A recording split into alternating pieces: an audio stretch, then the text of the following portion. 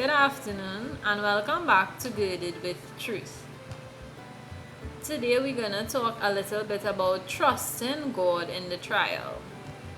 So let's go to Mark chapter 4 verses 35 to 41. And the same day when the even was come, he saith unto them, Let us pass over unto the other side. And when they had sent away the multitude, they took him even as he was in the ship, and there were also with him other little ships. And there arose a great storm of wind, and the waves beat into the ship, so that it was now full. And he was in the hinder part of the ship, asleep on the pillow.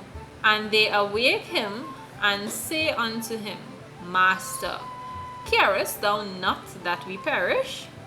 And he arose and rebuked the wind, and said unto the sea, Peace, be still.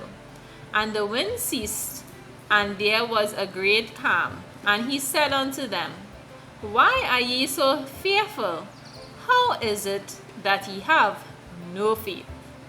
And they feared exceedingly, and said one to another, What manner of man is this, that even the wind and the sea obey him? So today we're going to talk a little bit about how to trust God when the trials come. So you go to church on a Sunday, you pray, you read your word, you have your morning devotions, you're in it with God, you're in the will of God. And God tells you, go over to the other side. And as a matter of fact, he didn't tell you go over. He said, let us go over to the other side. Let us take this trip. Let us step out. Let us go and fulfill purpose. And then everyone he sends away, and you and him taking this trip, you and him going on this journey. And he says to you, let us go. But he didn't tell you what's going to happen along the way.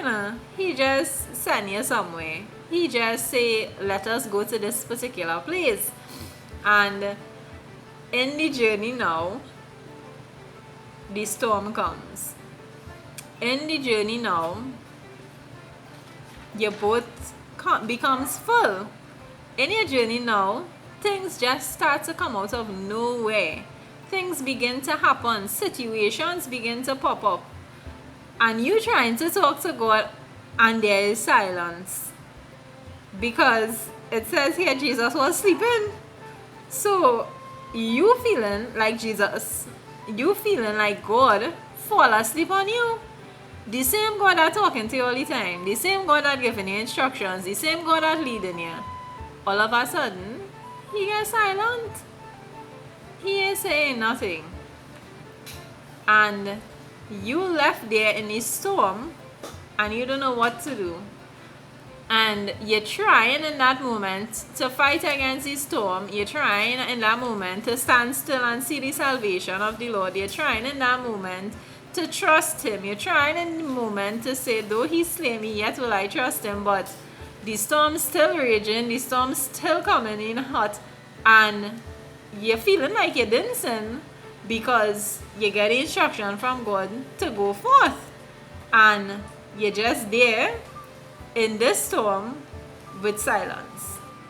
Can you still trust God in the silence? Can you still trust God when you hear nothing, no further instruction, because all he was expecting was your obedience? Can you still trust God? And Jesus asleep, and you crying out to God, and his disciples saying, Hey Jesus, you care if we dead? Like, we could die at any point in time. You ain't seen this somewhere around us over. And a lot of times we in that situation where we saying, God, you seen all these situations are coming back to back to back. This man calling for his money, this situation happening, my mortgage due, my rent due, I ain't get paid yet. All these things happening, all these situations happening. COVID-19 hit, the children need stuff. All these situations happening. And You asking God if he not seen it. You asking God if he don't care if you perish. You asking God all the questions you could think about to ask God. And God, all God told you, the last thing he tell you is, let's go further. Let's go over to the other side. Come and go further. Come deeper in me. Come and step out in faith. And Jesus simply just woke up, rebuked the wind, saying, peace be still, bring calm to your situation. And then he said, I don't understand why are you afraid. You don't have any faith? And a lot of times we are put in a situation for God to test our faith. So the situation isn't about us perishing. It might feel like we're about to die. It might feel like there is no hope. But God is saying here, don't be afraid. He told Joshua, be strong and very courageous. So it's about not being afraid. It's about having faith in the situation. All of our faiths are tested at one point or the other. But the question is, will you have enough faith to trust God even in the silence? Can you trust the instruction that God has given to you even when you need that word from him, even when you're listening attentively to hear what the next step is, even when you just need an answer? Can you still trust him? Or will you do like Job's wife and say, it's better I curse God and die? But when you think about it, if you die, where you going? You're still going to have to face God for judgment. So really and truly, it is better if you hold on to God, if you trust him. He will not bring death upon you. He will not bring calamity upon you. He will not intentionally hurt you.